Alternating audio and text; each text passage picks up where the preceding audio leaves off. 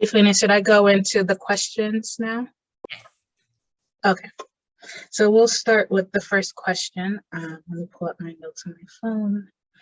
What is a midwife? So the definition is a midwife is a healthcare professional. She is trained to help deliver or labor with pregnant people to have their babies and postpartum care. We are the healthcare professionals for that person throughout their first year throughout their pregnancy and postpartum. We could also do other types of care work like GYN care, pap smears, breast exams, newborn care, pretty much everything you can think around reproductive health and breastfeeding and so forth. And a lot of it depends on how deep you get into your training. So some people may stop at just birth, some people may go into postpartum work, some people may do GYN, and some folks may focus on lactation. A community midwife is someone who is doing all of those things, but locally. So a community midwife will fall into the range of someone that you know in your neighborhood that you go to church with, or you see at the grocery stores, that your mama and them know, who's been within your family line. So that is generally how midwifery used to function, specifically in Brown communities in America. Or throughout the globe, was that the midwife was somebody who was in your community in your neighborhood, and that was who would deliver everybody's babies, or you would go to specifically if you're thinking about the grand midwives, you didn't just see the midwife only when you were pregnant, or midwife did not only just see females, it also would see your partners and your other children, because they were located in the community before we were had a history of being eradicated from the community. And so the difference between a midwife and a doula, this gets conflated a lot because doulas have a lot more popularity than a midwife does, specifically in the media right now. And that has a lot to do with the fact that majority of our care in America is done in the hospital, labor and delivery floor. So it's not a space where you see a lot of midwives. You see more doulas than midwives there. So that's why we're more familiar with doulas. Your doula is basically your trained labor support person. So someone who has been trained to provide support during labor with you, and also provide prenatal education, postpartum education, and give you resources or let you know where the resources are. They are different from your family and friend support. So that is important. A lot of folks will say, well, I have my sister, my mother, my grandma, my husband, my partner is with me. But that is separate from having a doula. So it's better to have a doula and your partner and a midwife. So you need a whole team in order, because each person has a different skill set.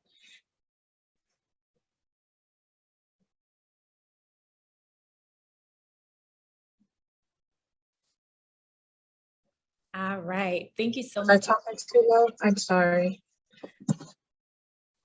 This is Bilphena speaking. Just to take a quick temp, y'all, could everyone hear Efe clearly? Yes? Okay. Okay. All right, great. And Efe, I know when we had first started our conversation, I was so intrigued by this idea of a community midwife. And I remember originally when we were talking, just kind of thinking about where we wanted to land, what we wanted to discuss. And then you started telling me about just like the importance of a community midwife and their presence within communities, right? And then I started to think, I was having a conversation with my mom, and I was just asking her my grandma, and she was like, well, yeah, your grandmother was a midwife. And I'm thinking to myself, girl, why you ain't tell me that? Like all of these years, you telling me there's a path and calling I might have. But then my mom explained, she says, well, in our culture, it's not this particular thing because birthing is such a community process, right? Like everyone is a part of that process. You're not necessarily in a hospital, just you and your partner and the doctors. You typically have the grandmothers there, the other parents there, other community members there. And so I wanted you to talk a little bit about the importance of like a midwife being grounded in the home, in the community that the person who is giving birth is present in, if that question makes sense. My grandmother also was a community midwife, and I also did not find out until the year that I was in midwifery school for my father. And his explanations was similar and in saying that, well, everyone was a midwife. No one did not know how to attend a birth or be present at the birth or help with certain things. My grandmother specifically, her skill set was multiples and breech deliveries, and or turning babies who were breech and they wanted to go to deliver at the hospital, and helping them be cephalic or head down so they could deliver vaginally. I think at that time, the importance of it was transportation. So not everyone was able to go to the hospital or get in the car and go to the clinic or find transportation. And so the midwife would be someone who you can shout down a couple blocks and will be present, or you could have someone run to the midwife's house and the midwife would come to you. If you read a lot of the autobios that some of the grand midwives left behind, they talk a lot about just going for groceries and delivering a baby on the way and then coming back home. You know, it was something very in-depth. For me, it has affected a lot of my journey in becoming a midwife. As I mentioned earlier, I'm based in El Paso, Texas. I'm not from El Paso. I'm not fluent in Spanish. I had to learn Spanish or learn medical Spanish mostly to become a midwife, because there is a lack of midwifery presence or trainings where I was based in Brooklyn. Unless I wanted to be a nurse midwife, but I wasn't interested in being a nurse. I was just interested in the midwifery part. And funny is that El Paso has a very large, not large, but I would say a very in-depth history with midwifery, that white women have been coming here to learn midwifery for a good 30, 40 years on the border, unethically a lot of times, because the border at one point, when it wasn't as violent, people would go back and forth. So this place is often called border town or borderland because people live in both El Paso and Juarez. And so folks would cross the border and have their maternity care or their health care here and go back home and so forth. And so that allowed plus there was also no management or like state surveillance at the time. They didn't really care what happened to you when you were pregnant or so forth, and they got turned away from the hospital. So birth centers opened and they became schools, and people would travel from all over the world. I went to school with mostly people from Spain, Puerto Rico, UK, very little folks who were actually from El Paso or from, the South in that general. And the school was very popular because it was a immersive school. So it was a birth center that had a program for 13 months of immersive training, meaning that within 30 days, we're working in the birth center and completely going straight into becoming midwives. I did about 7 months of the program before I decided to take a very long sabbatical to reroute what I was going to do. But this makes it difficult for us to have more midwives, for people to say, I want to be a midwife, or folks just settling on being a doula because there's nowhere for them to continue their training. There's lack of support, financial support, having a space to do that place, or finding a preceptor, because we do have less than 2% Black midwives. If you're wanting to find a Black midwife to be your teacher, be your preceptor, it's very likely she already has 1 to 2 to 3, maybe 6 students and so forth. And she's the only midwife in that entire community. So it becomes a more of a task to get up and move your family to become a midwife.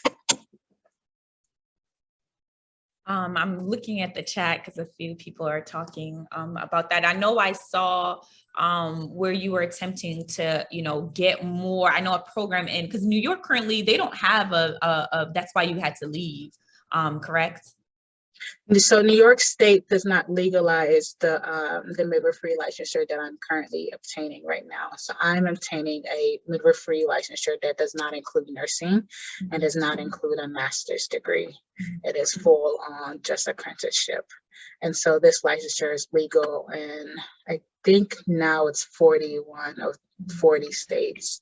The laws are changing every day per state. And New York State is not one of them.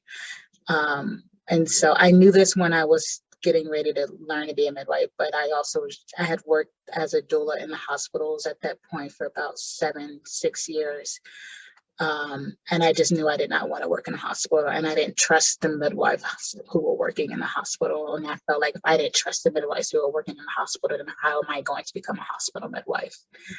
And so that is why I shifted to out of hospital care and apprenticeship training. I also wanted to be able to go home one day. You know, my family is from Nigeria, and be able to work in the low resource space. So places where I need to know what to do with my hands if I don't have all the nice flashy tools that will come in a hospital. Oh, the licensure is Certified Professional Midwife. It is CPM is the acronym. And I also want to, so you talked a little bit about one of the importance of those community midwives is a matter of transportation. And another part of our conversation too was about like the cultural, spiritual values of your midwife, right? Like what does it mean to have a midwife who understands the values that you're coming to parenthood or even you're coming to birth with? Because oftentimes when you are dealing with hospitals, professionals, and even sometimes nurses, there is not necessarily an importance placed on how the person who is giving birth feels and their values and their religion and those practices and how it's incorporated into that process. Can you talk a little bit about the significance of that and how that may look in your work or how you want your work to look? Yeah, I was in a breakout. In my breakout group, there was Paloma and I were discussing about how she's based in Puerto Rico and how all of the Puerto Rican midwives are white Puerto Ricans and they're not having, there is a lot of Black folks, specifically Black Americans moving to Puerto Rico, and there's no Black midwives. And there is a cultural barrier to working with a healthcare provider who is not able to relate to you. So for instance, when midwifery, nutrition is very important, right? And so a lot of times you'll say, here's our nutritional guide, and it's the American, food recommendation. And it's the plate levels of saying, eat your greens and eat your grains and eat your nuts and stuff like that. And if you're handing over that, if you went to school in America, you know that My Plate, and it has like 3 or 4 sections. I don't know the name of it, but that is what we're taught, right? To send that information to folks. But if you know folks, like in a Nigerian household, that's not how we eat. We don't have a plate of different levels of that. You have a bowl of your kavasa, your fufu or your eba or your gari, and then you have your bowl of soup, right? Or you have your rice and you have your meat and so forth, or we're snacking on different things all day long, right? And so if someone is coming to say, hey, your iron is low, maybe you should try some more kale. How do you implement kale into a diet of agusi and a bono and jollof, right? That's just not something similar for us. And it makes it the translation if I'm trying to work on somebody's blood pressure, if I'm trying to work on somebody's anemia, if I'm trying to even if I'm working with someone who has a risk of hypertension and we're trying to prevent preeclampsia in this pregnancy that they might have had in other pregnancies, I have to really understand the stress levels of the intergenerational trauma that can show up for them, right? And so I'm going to be working more. I can't just say, hey, we're going to take baby aspirin. No, I have to really get into depth with like, what about your mom and your grandmother and so forth? Where's your family from? And start from a healing of long back prior to this current pregnancy, because American care often looks at what's happening today in that office and not what's been happening decades and generation in your care. And so having someone who knows your family, who's been in your family for a while, it is easier for that midwife and for that family to not having to go through 30, 40 years of history when they've always known your grandmother, they went to church as children together and so forth. So that community aspect becomes really important. And then there's the level of trust too. Like, I don't have to go and teach you how to trust me, or we learn how to trust each other when we're already aware of who we are family with. This is Bilphena. You had me with chills, right? When you just brought up not just the diet, but also when you brought up like the history. How do we understand the history that has come from the family? I know something my mom always will say is, I'm the firstborn, and she always says, and I'm Liberian too. Sorry, I had to say that because someone in the chat said they were Liberian and I nearly jumped out my seat. Hi. But something my mom always says is like, you were the firstborn and you started the process of C-section, right? So she was like, you were C-section and all your siblings after came as C-sections. And then thinking about like how doctors usually would just simply say like, oh, did your parent have a C-section? Okay, check, moving on, right? Versus an actual conversation around just like, well, what led to that, right? Like what was the responses your mom was having, so forth. And how do we also maybe think about, all of y'all didn't have to come out as a C-section. And that was just kind of because my two other siblings were born in the US, right? And one of the things they did with my mom is rushing that birthing process of like, oh, looks like you're ready. The baby don't want to come up. Looks like we're going to have to do a C-section. Thank you very much. And I don't know if this has been studied a lot, but I've heard certain midwives talk about this, specifically Carmen Mojica, he's based in the Bronx. She talked about how the physiology of the body of pregnancy, of childbirth starts to change in generation if you are not experiencing actual childbirth, if you're just being medical into childbirth and going into a C-section. If you've had a grandmother who's had this is also the cultural, like if your grandmother had a C-section and then your mom had a C-section and you had a C-section and your child had a C-section, that history of how to birth leaves. And it has to be brought back in, but there's also the physiology of birth was like, so is your cervix dilating? Can your cervix dilate? Or is the pelvis shaped a certain way because this pelvis that was coming from your ancestors wasn't used to birth children and so forth.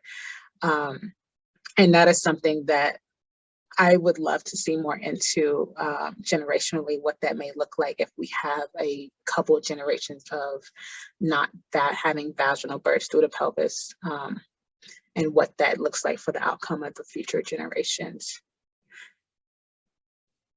Child, this conversation is so juicy. This is Bilphena. Because I would have never, honestly, you gave language to something that I would have never even really thought about, right? Until you started to say that, I would have never thought about sitting down and meeting with someone and going over my family's history of birth and what that means for me, right? And maybe what are the extra things that my midwife would have to do with me to ensure that I can change the trajectory of that. And then I also love what you brought up about food. Because if you look at the same thing, you look at the diet, a lot of the diet that you see is like informed by a very Western European kind of idea of health, and what a mother or a person who is going to give birth should be eating. And oftentimes it does not mirror those on the continent, Caribbean, and so forth, folks' foods that we're eating. Because what does it mean? For example, my mom, when you're telling her, well, you can't eat fufu because it's high in, starch, without understanding how it's prepared, understanding how the stew is prepared, understanding the ingredients. I just had this, this is Efe. I just had this argument on my mind like 4 days ago. I think I was just making curry and I gave her pounded yam. and she was talking about being on a diet and the cholesterol. And I was like, there's so much other nutrients in yam. Why do you focus on the cholesterol? And the cholesterol is the lowest portion of the protein and the vitamins and that are placed in it. And that I consider that a very good superfood for someone who is low nutrient based diet. But America doesn't. You know, we're even just relearning palm oil because we've been fed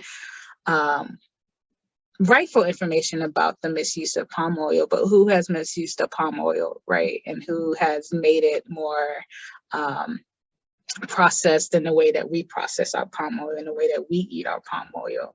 But the information out there is the same. And so now we have our generation who's like, oh, don't eat palm oil, eat oatmeal with your yam, use canola oil. And I'm just like, I'm not making goosey what canola.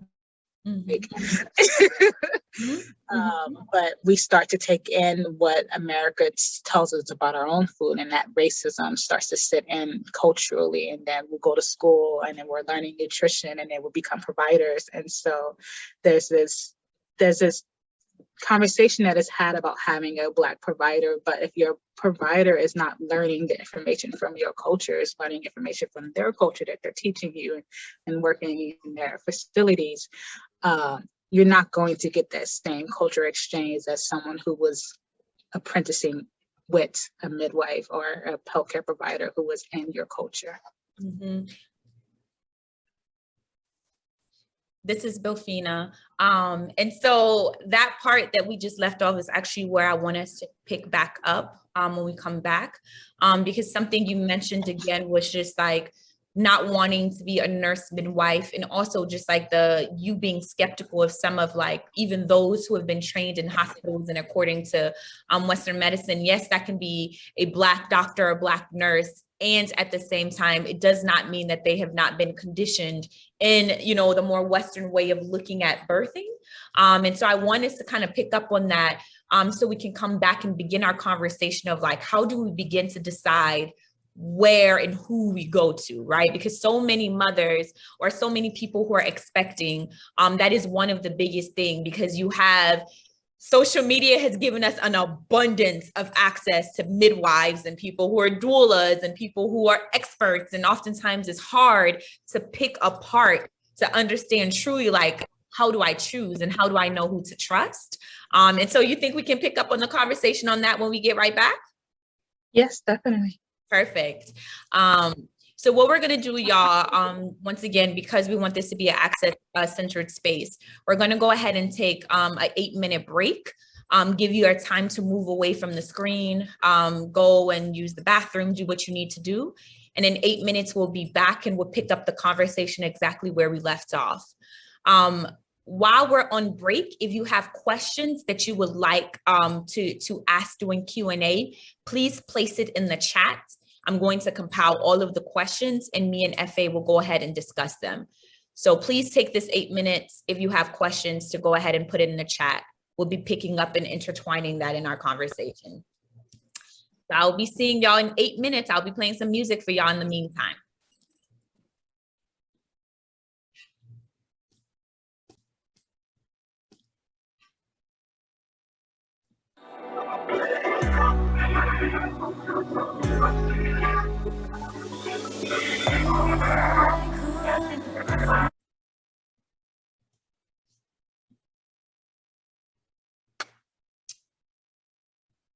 Okay, this is Bilphena. Hello, everybody. Welcome back. If you're just joining us, this is the case for Black community midwives with Efe. We started our conversation at 5 o'clock and we're continuing our conversation. I see that folks have been dropping questions in the chat box, and what's beautiful is that we'll intertwine those questions in the conversation rather than having just a separate Q&A. I think that the conversation flows better this way. I'm also dropping the link to the reading guide for today. A lot of Efe's work is in this reading guide already. And so for folks who want to move away from this space, being able to continue reading on this subject, there you go. What I will be doing after this session is reaching out to Efe to see if there's anything else that we wanted to add. And when we do update that list, I will send an email to all of those who signed up for this event so that you can receive that resource guide. So you're looking out for that. That will be coming your way. So I want to begin. The question that was asked in the group chat is actually the question I wanted to start us off with anyway. And what this person says is, I noticed there's a disconnect in pedagogy and practice between CPM and nurse certified midwives. Where is the disconnect stemming from? What are some strategies to help bridge the gap between CNMs and CPMs? And I'll copy and paste the question in the chat again for folks who may need to read it. I'm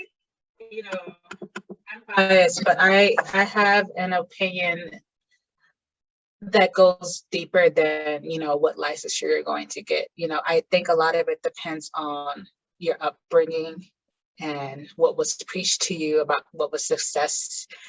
And that is kind of how people veer towards what profession or what type of licensure they're going to get. If you think nursing or a career in healthcare involves medical school or nursing school, you're going to think that a nurse midwife is a licensure that fits more of what your values are. If you are someone who's coming from a background that is less conventional, then a certified professional midwife is what you go towards. So I do believe that the disconnect stems from your childhood, how you were raised, your family, and what that looks like. Because I get a lot of backlash from my mother about not doing nurse midwifery. She thinks I'm doing it the easy way, and I'm just like, I wish you knew that this was harder. The nurse midwives that I have been around tend to follow a lot more respectability politics, a lot more professionalism of how to appear, how to speak. They also appear that way with their clients and how they run their businesses, how they, and that's just how they do their lives, right? And then your CPMs or your quote unquote, your crunchy, your hippies, the less conventional folks, the ones who are probably showing up in an office in a wrap dress and overall, me, right? And so I think the politics is so much deeper in who that person is on their own personality, their personhood, and that shows up in the licensure that they're choosing and what pathway that they're going to choose. Not necessarily about how they're practicing, because once you go into those institutions, if you've always been existing in those institutions and you consider them a higher standard of care, that is how you're going to perform. And so there is a gap between CNMs and CPMs, because there's a gap between conventional people and non-conventional people in general in our society. And unfortunately, there's this battle between CPMs and CNMs. And at one point, I felt that the battle was very superficial, like, yeah, go wherever you want and so forth. And now I know a lot more better as I worked with CNMs before and CPMs. I think a lot of it depends on what you're looking for and what outcome you're wanting and what type of care you want. It's the same way that someone's going to seek out a CNM because they perform in this respectability way that they're looking for versus a CPM, or they perform this way. You hear people say, well, I reach out to a CPM just because I don't want any vaginal exams, or you hear someone say, I want to see them just in case an emergency happens, as if we have different trainings. It's not different trainings, it's just about the personality of that person. This is Bilphena. And so I wanted to also in that, what are things that you folks should look out for when looking at and making that decision, whether it's a midwife, whether it's, do I want just a midwife, do I want a nurse midwife? What are some advice that you would have for folks who are making that decision? Well, this is Efe. It depends on where you want to birth, right? And so the first thing is, where do you live? What state you live in? So what's legal in your state and what's not legal in your state? Do you have CNMs, or do you have CPMs, or do you have CMs, or do you not have any licensure for midwives, right? And so that narrows your choices a lot. And then from there, do I want to birth in a hospital? Do I want to birth in a birth center? Does my birth center have malpractice insurance? Then I'm likely going to go choose a CNM because they have malpractice insurance with nursing, versus a CPM. Are the malpractice insurance cost is the same as an OB who's in a hospital that the hospital's paying for, but you're asking a private CPM to pay for that same insurance, right? And so some people are looking for that. Like, I want a birth center that has this insurance. Or if you're doing a home birth, or you wanting a midwife who is a low capacity, maybe she only has 3 to 4 clients a month or 2 clients, versus a midwife who has 10 clients a month or is in a larger group practice, or you're looking to birth in a hospital. The factors really depends on what you're looking for the outcome of your labor and your childbirth and your postpartum. If you're going to a hospital, it's unlikely that you're going to get as many visits postpartum from an out-of-hospital midwife, because the midwife is still working in a hospital system. So they get to control the rules, versus the CPM has a lot more autonomy and how the level of care is played out. Mm-hmm. And so it's very political. The goal is, one licensure for all, that there's one midwife, and the midwives are all full autonomy. We don't need physician oversight. We don't need hospital oversight, that we make our own malpractice insurance that is for midwives, that is regulated for what our practices are, and not compare it to an OB and obstetrician. Because what it is right now, it makes it very difficult for the consumer to kind of figure out what they're going to do when it's as complicated for us.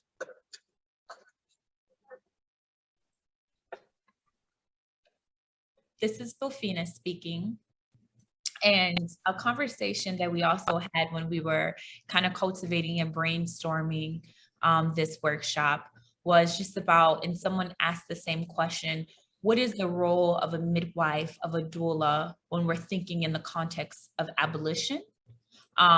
What is your understanding, not just of the overarching role, but also your personal role in that context?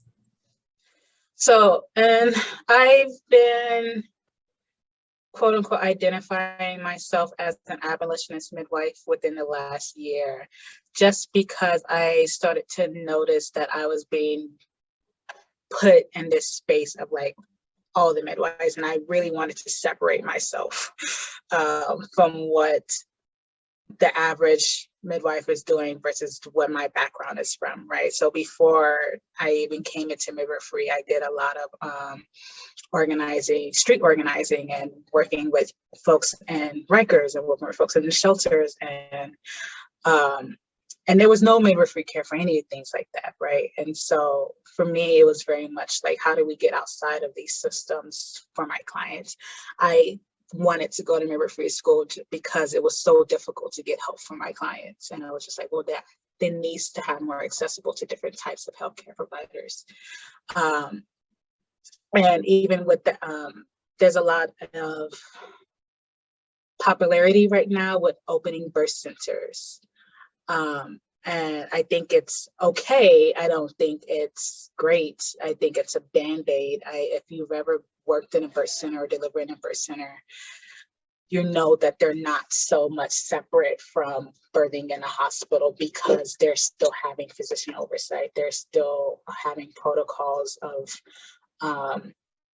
that the doctor gets to say, oh, well, we're going to transfer if you've been in labor for 20 hours plus or whatever. They get to decide what that care looks like. So for like example, in New York City, there was a birth center called Brooklyn Birthing Center. And we all who lived there and work in that birth center, we were all aware that like it was a 50-50 chance if you would deliver there, or you could be transferred to the hospital for any little thing. Maybe you blink too much. It felt like it wasn't what people experience, what they hear of a birth center, what we imagine a birth center, what the media tells us what a birth center, what the birth centers look like in New Zealand and the UK versus here. And I think it's a facade to tell folks that if the more birth centers we have, the less casualties we'll have, the less harm we have, because they still function on a high level of state surveillance. They still function on a level of being low resource, not enough staff to make sure that everybody gets the care they have, and people falling through the holes in care. Like I worked at a birth center earlier this year where the midwife had maybe 15, 16 births a month. We were doing 20 prenatals a day. And I was just like, there's no way you can give great care here as much as you want to when someone has mastitis and this one is still hemorrhaging 3 days later and this one is this. And, you can't be that person for everybody. And often what happens is you get transferred, you get referred out, and then that midwife can't follow that referral because that midwife is busy. And so they function like mini labor and delivery wards in some aspect. And for me, abolition comes into play with the social determinants of health, right? So their age, where they're living, and their environment, and their nutrition, what they have access to. And if I have a client who's, on her fourth baby, she continues to have preeclampsia, and I do a home visit, and there's maybe 10 people to 2 bedrooms, there's a lack of good nutrition, there's a lack of environment that is conducive for a pregnancy. How much can I help by just saying, okay, we can birth here?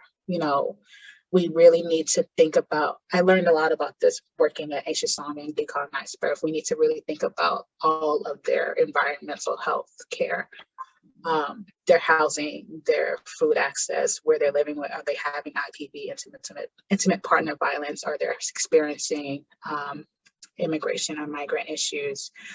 And there needs to be a space where all of these things are addressed in general. And so for about a year now, I've been thinking more of a birth commune, or a commune that also is protective around childbirth and their pregnancy areas and so forth, and child raising, because the way that we have it now is you have your baby and then you go back to that same world, and then we expect the cycles to end. It's going to be the same thing over and over again. This is Bilphena speaking. I wanted to go a little bit something that you said, which was thinking about all of the factors of a person that is pregnant or is giving birth, about the environmental factors. And this is something that I think oftentimes when folks think about quote unquote what makes a healthy, right, or successful pregnancy, there oftentimes this thing placed on the person who is with child, and this pressure of like your body is the reason why you're not able to carry this baby to terms, right? Or there's something functioning wrong inside of you that is not allowing you to carry this baby to term. And you bringing in this aspect of like, there are multiple factors that can impact, right? Like everything from, like you said, a migrant who is dealing with issues of immigration, and we're thinking about environmental justice and air pollution, and we're thinking about what are the access to healthy foods, but also what is the access to a community that is with this person. I think I saw this thread on Twitter, y'all. I don't know how true this is, because sometimes they be lying on Twitter and you just be thinking it's the truth. But someone had asked the question of why do you think is odd that you don't tend to see Asian women outside when they're pregnant, right? Like you don't tend to see them in grocery stores and so forth. And this person had did this thread where they talked about how within communities with a lot of Asian women, the community does that, right? So the woman, the person who is carrying a child is at home, they're taking care of, they're pampered, they're not necessarily working and out, you're not going to see them doing those things. And my brain instantly thought about just like, duh, that impacts the pregnancy, right? I'm thinking about my outside is scary. Yes. Who is literally, my mother literally worked up to the 9th month, right? And like how that could have completely changed her experience. And so I don't know if you want to add more to that, but my brain was like, duh, like doctors and often nurses are not taking into consideration that there are more factors here that is going to impact this experience. This is Efe. I mean, we know now a lot more about weathering and racial weathering, right? And so great example, but also horrible example is why is her name missing me? Her father was murdered by the police, and then she died postpartum months later. I can't. Erica Gardner. Erica Gardner. Yeah. Great example of how she witnessed such harm and experienced harm, and then was pregnant with the harm, and then postpartumly the harm ended up killing her, right? And that is something that we don't think about. We're not thinking about when we're driving and we get pulled over and your pulse going to 130, rapidly within like seconds, and what that does to your nervous system, and how that sits in the body generations, and and the environment is really, our environment today is not conducive for the average person. Talk about alone carrying a child. And so I don't know so much about the Asian culture, but I did study a lot of their postpartum culture, which is where I came up with my birth commune ideas. Because postpartumly for them, it's very much no labor of like doing things around the home, working, house care, or even bathing themselves or feeding themselves or cooking and so forth things. Their entire postpartum is formed around making sure that they get back to themselves, and that can take up to a year. They have hotels in like Korea and Japan that is significantly just for postpartum families, and learning how to take care of your child, and learning how to be a family, and growing as a family. They really center making sure that you're healthy in that way. So of course they have less casualties, they have less near-death experiences, because they value the offsprings, they value their descendants, they value people who are pregnant. Where here, you're rushing into your house, to your clinic visit, your 15-minute visit, and then your blood pressure says, oh, you're like 180 over, and you're like, oh, it's normal. Like, I know it's not normal. I'm very stressed out about coming to get here and arrive and having 15 minutes to talk to you. And so if there was a space where you could actually just live and be, where we X out a lot of that weathering that comes in. Someone put like the farm. So the farm is a space by Anna Mae Gaskins, a white midwife, a white racist midwife who I don't care to teach you about, but she wrote Spiritual Midwifery, and it was this really big culture around her form of midwifery, but it was very excluded for everyone else who was not a wealthy white woman, or a white woman who could live off the grid. And similarly, people go to live on the farm, and they have their babies with the midwives on the farm, and then come back to society when they feel nice, or they just stay on the farm at all. So in that aspect, somewhat, but just a lot more equitable and a lot more diverse. Yeah. This is Bilphena speaking.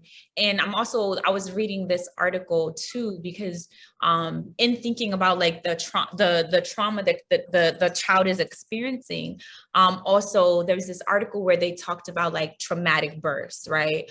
And this child had been born in such a traumatic way that the child actually, although they sent the child home, the child ended up passing away, I think a few months later.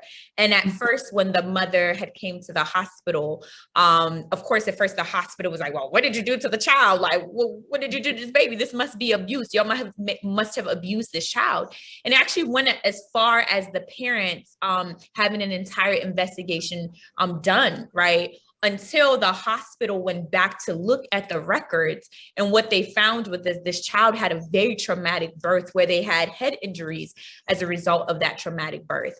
And a conversation that you and I had, I keep saying a conversation because I feel like early on when we built this workshop, we talked so much about these topics, but what it means for your midwife to be your advocate, right? To be able to say, baby, that child is not ready. And you're not about to pull that child out of that person because it is on your time, or we don't. So what is the importance of actually having someone who can advocate on behalf of you for the doctor and the medical professionals in the room? Because oftentimes Black people who are with child, there's that nervousness and anxiousness of you're not listening to me and what I'm telling you about my body, and being able to have someone there with you to do that work with you. Why is that so important? This is Efe. The being heard portion is very important, but I feel like it misses a lot of nuance in terms of what the actual practices of childbirth happens in the hospital. So one person may not even notice any abuse. They may feel that everything happened well, I had a great birth, things went well, and I could be in that room for that birth and be like, what? That was a mess, right? I try to be better at this, but I often have a lot of beef with the pediatricians who are at the birth because they handle babies like they're dolls. You know, they're holding them up and they're shaking them and they're putting them down really quickly, or they're, you know, it's like there's no real care that this is a brand new body or a new spirit that just entered this body. Or there's often times in midwifery where we're resuscitating a baby, and you know, if you are connected with the spiritual aspect of midwifery, there's portions where you will notice that this baby the spirit is leaving this body, or the spirit doesn't want to be present, and so forth. And the things that we do to talk the baby back in, because there's a physical things we're doing, you know, we're doing the chest compressions, maybe we're giving oxygen and so forth, but it's also, what is the history of this family? What is the history of that this child is coming into? That really does matter. And in the hospital, you're not going to see that, you know, even during pushing, you may see things like forceps and episiotomy and a vacuum. Imagine if somebody put a vacuum on your head and pulled you out, right? How long is it going to take you to calm down from that experience? We're not even thinking about what that does to that child or what it does to the spirit of that person. So the traumatic birth that is happening to the mom is often traumatic for that child, and that if that trauma is not dealt with, it's often seen throughout their childhood into their adult life. In midwifery, do things like cranial sacral massage. We may have the baby see a chiropractor. We may have acupuncture, acupressure for the baby. There's also closing of the bones that you're seeing in a lot of cultures, specifically like in Mexico and different Latin cultures. Because it was such an open, expansive experience, it's bringing everything back center. There's rituals that are done because the spirit matters just as much as the physical matters. And you don't see that physiology portion when you're doing a hospital birth as much. There's no room for it. There's no space for it. You know, it's very fast paced. We are focused on healthy mom and healthy babies, what you hear. But health doesn't include culture, health doesn't include spirit, health doesn't include religion, health doesn't include all of those other things. Health just includes what they consider statistically there. And you're a number, you're not a person at that point. It's, oh, well, we've had 97% vaginal birth, but what happened to those 3%, right? I forgot the other portion of the question. Chad, this is Bilphena speaking. I forgot too, because I just got so whisked away in what you were saying, and especially the spiritual portion of it. This is why I am really so happy that you're here, because I have never heard of someone talk about, I mean, of course, I've heard in terms of my grandmother, my parents, like in my own culture, but to hear someone talk about literally talking the spirit, like keeping the spirit of that child within them, and also the importance of what that child is hearing their first few seconds into this world, right? And just like the chaos of hospitals, of they're feeling metal and they're seeing. I mean, imagine if you were a spirit looking at this shit like, yeah, I'm not doing a pandemic. I'll come back. You know, but we look at it as death that's infinite, because that is how our culture sees death. Wow. And can you, so outside, I don't know if you want to go more into details about what are some of the practices, right, of what it means, of some of the first things we want that baby to experience when they're coming out. So I know you talked about like the chaotic nature of how the doctors and nurses are kind of just flying this baby around. What should it look like? Or what are some things that you do as a way to welcome this child into this space and into the world? I remind folks of very slow movements and gentle voices and low lighting and air that is not heavy in scent. Or if it is heavy in scent, it's a scent they're going to smell for a long time. So like foods and things of that nature, or what the mother smells like. You know, in the case if it's a normal vaginal delivery, there's no complications. Baby comes out, goes to the parent's chest, and placenta stays attached until we do the newborn exam. So that could be 2 to 4 hours later that we would attach the cord if they want to attach the cord. Some families choose not to attach the cord at all and wait for it to fall off naturally, maybe a week later. These practices are to not introduce shock to the kid. If you ever held a newborn baby, you know that they do a lot of this. They curl up and they jerk like this a lot. And those are, think of somebody walking up behind you and you jump. That is what's happening to that baby. So if you're constantly introducing shock to a kid, how are you expecting this kid to self-soothe themselves, or to learn that they're in a safe space, or to even think about having comfort when they're sleeping, right? That's going to be a child who's going to want to nurse all the time and be close all the time because they are constantly being interrupted with shock and harm. And so some of the practice that I like to do, I mean, even in midwifery, I see midwives who don't do that because that is not something that we're taught. That is something that you kind of learn over time. Like, oh, every time I pick up a baby, it jumps. Well, maybe I should move my hands slower. Maybe I should talk to them and ask for consent, or tell them, explain, I'm going to do this procedure. I'm going to cut your cord now. I'm going to give you the mom. I'm going to change your diaper. We're going to do a newborn exam. Can I feel your spine? Can I feel your suction? And it can sound very like, why are you talking to a 2-hour-old baby like this? But it matters. It really does matter, because that communication starts very early. It starts as soon as before they're even present here. It starts when they choose that parent to be their parent, when they choose that vessel to be their vessel. And they're choosing where they want to be, and you are a part of that journey with them.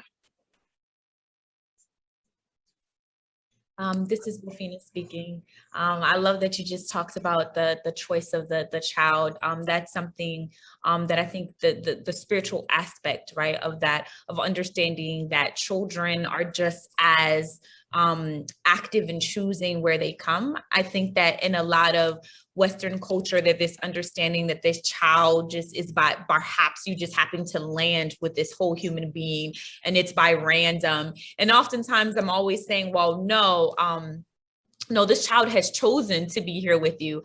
Not to get person, I had done a reading, and in that reading, it was talking about just like the spirit of children who are coming to this earth, literally watching the people of whom they would like to come to. And the person telling me like, oh, this person has been watching for this amount of time. And that this child has been watching for this amount of time. And understanding that like they are a full human being. And we even say in our culture, you'll see tweets like about like a whole thread of what your 2 or 3-year-old just did and talked to, and where they went to, or what they drew, and you're just like, who introduced you to this? What are you talking about? I saw a thread, it was by a white woman actually. Her 3-year-old explained his entire different family and job and so forth, and so detailed that they drew all the way to where the kid or the spirit person worked at one point, and it was exactly like the drawing. Mm-hmm. And we normalize it in 2 to 3-year-olds, but that's also the age where we lose touch with that. In Yoruba culture, we call it ori. You lose touch with that spirit, and now you become this new body. And they're coming with past lives, right? If we are still present in the physical realm, I mean, whether you believe this or not, if we're still present in the physical realm, there's still things that we need to do. There's still missions, or whatever we would call them, that we need to complete, whether it be for us or for humanity. And I don't know. I think it's something that we should really honor more. I do have feelings about, folks who, well, I'm an atheist, or I'm Catholic, or so forth, and I don't believe in those things. And it's not necessarily about your belief, it's about this family and this child and how you're going to handle it. A lot of it is just applying care. Whether you religiously believe it or spiritually believe it, it's about applying care with your practices and how you're doing things. This is Bilphena speaking. I'm going to move into a question someone asked, where they said, can you talk about the necessity of Black birth workers, doulas, to be in community and care for each other as a way to push past grind culture and individualism? It is still occurring even in these sacred circles. Yes, this is Efe. I actually did a thread on this earlier this week. There was this report on a hospital in upstate New York closing because of COVID mandates and nurses quitting. And there was a lot of birth workers who were rejoicing. And I was just like, we cannot be rejoicing at losing resources, even if we don't like those resources. Where are people supposed to go? And it's this idea that everyone needs to birth at home. Everyone needs to tap in spiritually and drink their celery juice, your hood healer shit. And it's just not meeting folks where they're at all. And there's a huge division that is coming with it. Can you repeat the last part of the question? They said, how do we push past grind culture and individualism? Yeah, so there's that individualism of the superiority complex of, not superiority, what's the word I'm looking for?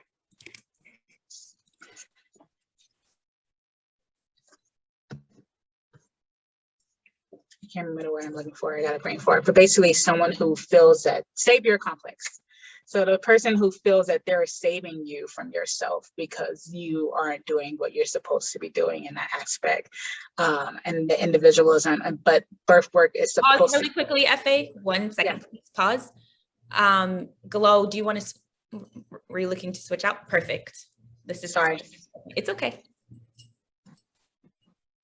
So we're going to pause for a second so that we can switch between our ASL interpreters. Okay. All right, Efe, you can pick up. Ready? So yeah, there's this individual aspect of feeling that you are saving someone from themselves and that they don't have the tools or resources to provide or what they feel that is better for themselves. And then the grind culture. So childbirth doesn't really come with a time of when someone's going to be born. Like I think I mentioned when we were setting this up that, yeah, you can pick a date, but I may not be there. I don't really know what to tell you. It's going to be kind of an hour by hour type of thing. And because of that, how society functions, it's not a 9-to-5er. And so it's very easy to become overwhelmed, become burnt out. And it's seen as good. We see grind culture as good. Now we have like the NAP ministry and, people telling you to drink water, breathe more.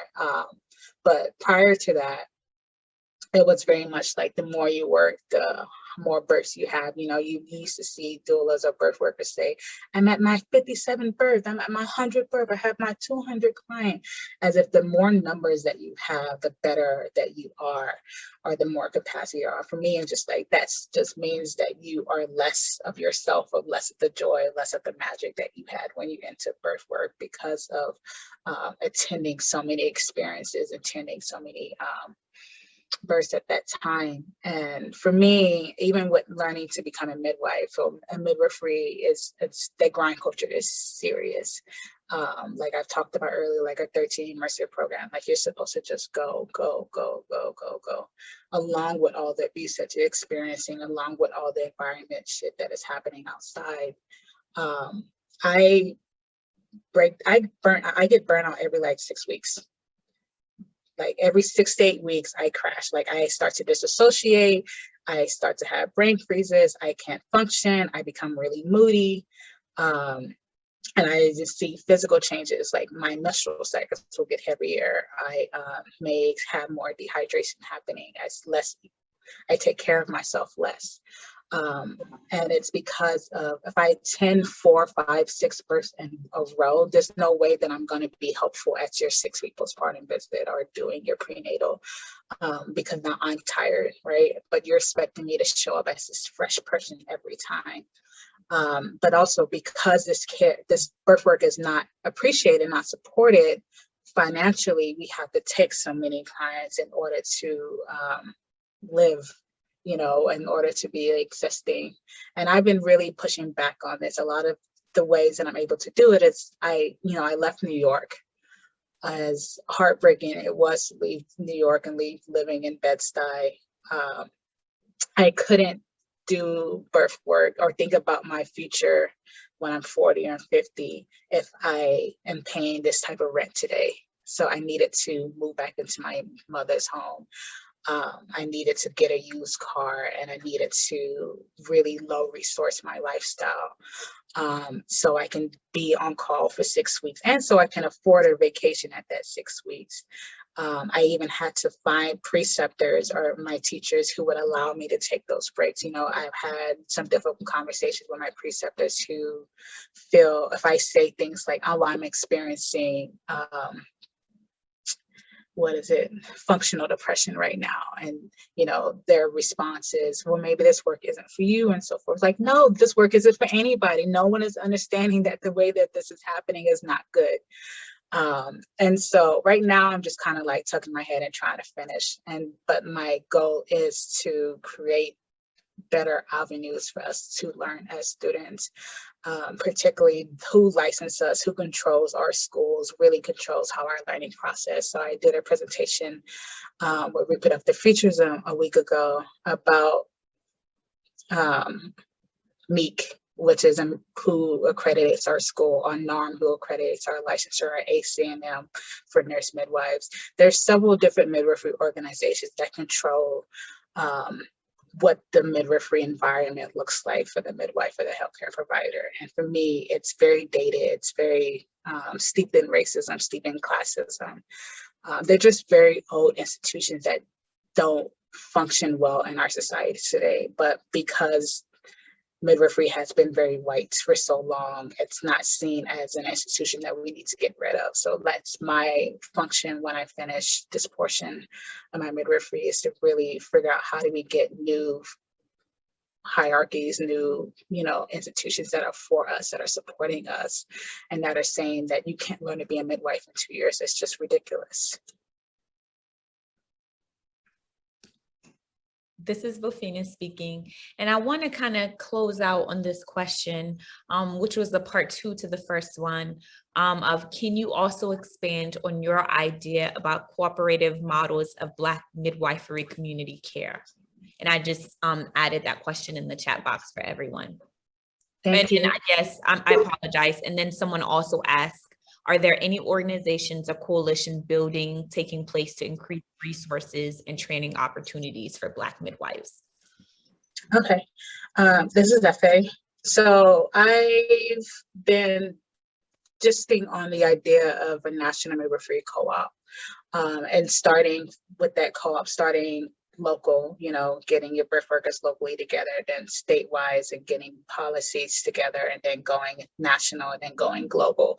And that aspect of really grassroots organizing, because what is happening in California may not be great for what's happening in Ohio, and what's happening in Ohio may not be great what's happening in Kansas, but that's how national policy is affected midwifery, is that we're all supposed to do the same things. But also policy is really important in reproductive health, as we've seen with Texas and abortion. And so, for you to get things like that to not pass, you have to have a foundation of organizing. So when politicians are creating bills and they say, who are the midwives, who are the doulas? And if they're sending you to, that one old midwife who started practicing in the 70s, and she's really racist, she's really classist, but she's a president of an institution, and she's creating the law for that policy for everyone else, we all going to be affected, right? And so I would like for us to start connecting with each other locally. So like actively meeting with each other bi-monthly or even weekly at this point, and creating coalitions, and then maybe create state coalitions. That way, when policies are made, we are the ones who create the policies because we are a stronger force. I would like to start seeing more of a cooperative, a collective work versus an institution with the president and the secretary and blah, blah, blah. Like we've seen how that functions in the nonprofit industrial complex. And we know it's not, it doesn't work out well, especially for something that is so against the grain. So for midwifery to not be a conventional career or a conventional environment, and we're pushing towards a 9-to-5 wear a suit, sitting in office building, like we can't meet up that way if we're consistently at a birth or so forth, and really be able to take the policies back into our own hands. So if you're interested in that, please hit me up. You know, I would love to get a Google Doc going where we are creating these collectives and community care. And then the last question, are there any organization coalition billing? So what I just named does not exist yet. I'm hoping we could start working on that within the end of the year or next year. There is a National Black Midwives Alliance. It's low staff though. It's 2 people, and plus one of them is an active midwife in Florida. They have done different things like providing PPE when there was a PPE shortage, but everybody forgot that a midwife is a healthcare provider when they were giving masks to nurses, or everyone was buying pizza and stuff. And we were just like, so what about the midwives, right? And so the National Black Midwives was connecting a lot with that and preparing midwives for the pandemic. They also have a mentorship program for if you are a student meeting up with that midwife. And then there's BIPOC Aspiring Midwives on Instagram. If I didn't write that correctly, you can DM me and I can give you the @ And they meet up once a month, every Saturday for 4 hours, and get together and really share resources and talk. But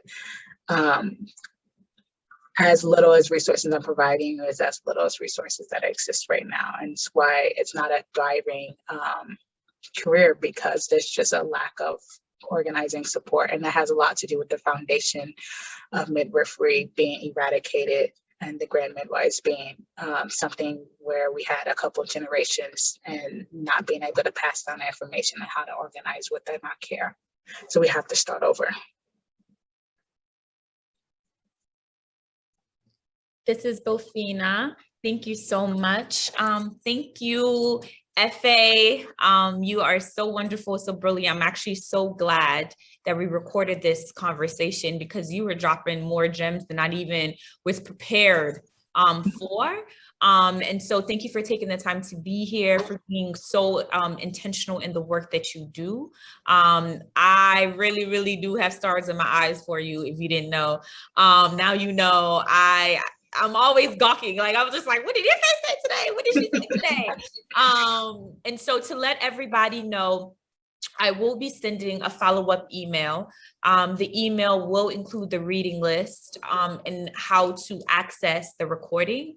Efe just mentioned folks reaching out to her if we're wanting to build these structures that are not there. And so what I'll do is me and Efe would get together and kind of decide how folks can reach out. Maybe we'll do a form or something and compile emails that way. And she'll reach out to you all directly.